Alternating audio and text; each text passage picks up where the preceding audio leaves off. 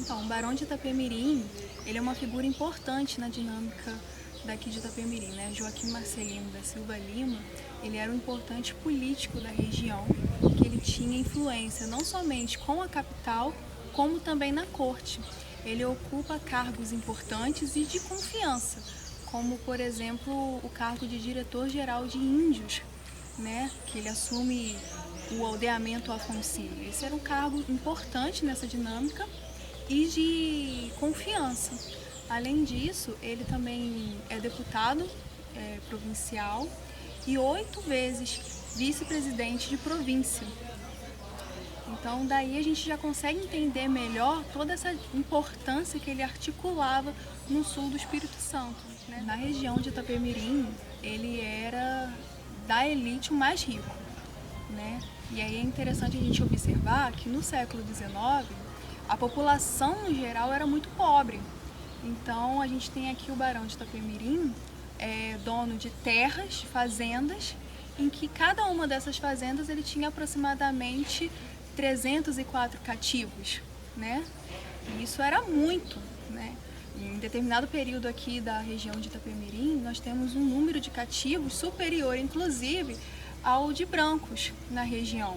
E aí a gente observar que boa parte desses cativos estavam sob a posse do Barão de Itapemirim já nos chama muito a atenção.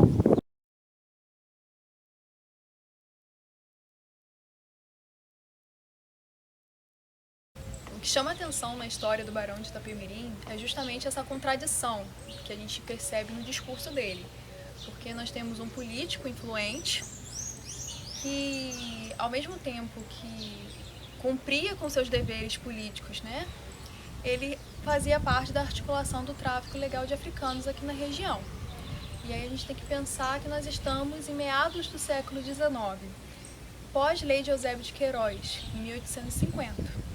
Então, nesse momento, o tráfico ilegal de africanos ele se torna proibido. E a repressão da Inglaterra, né, em relação a esse comércio ilícito começa a apertar o cerco.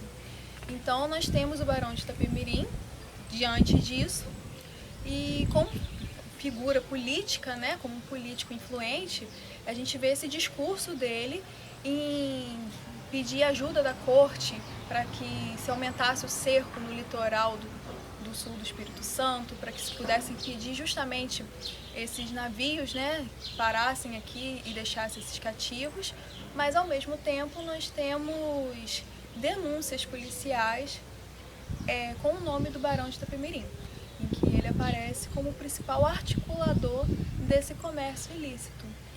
E é interessante a gente observar isso, né, e tentar entender o que levava, né, ele a fazer parte desse comércio ilícito.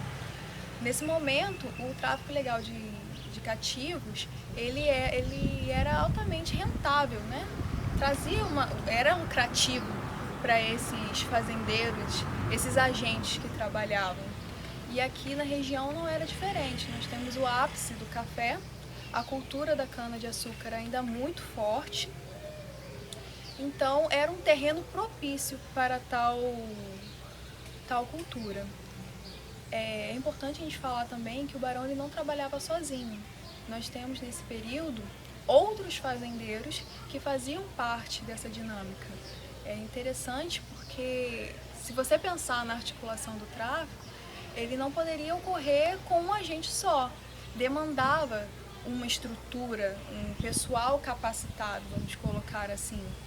Então, ele não estava sozinho nessa articulação, apesar de que era o nome dele que mais aparecia.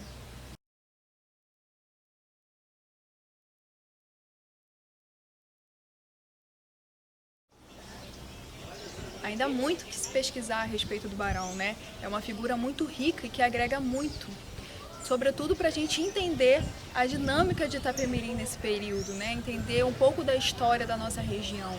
E o Barão, ele nos proporciona isso, compreender toda essa dinâmica, tanto econômica quanto social da região de Itapemirim, né? Sobretudo a sua influência dentro da província capixaba. Então, eu incentivo a todos a pesquisarem, a buscarem compreender mais a respeito da história de Itapemirim, que é muito rica.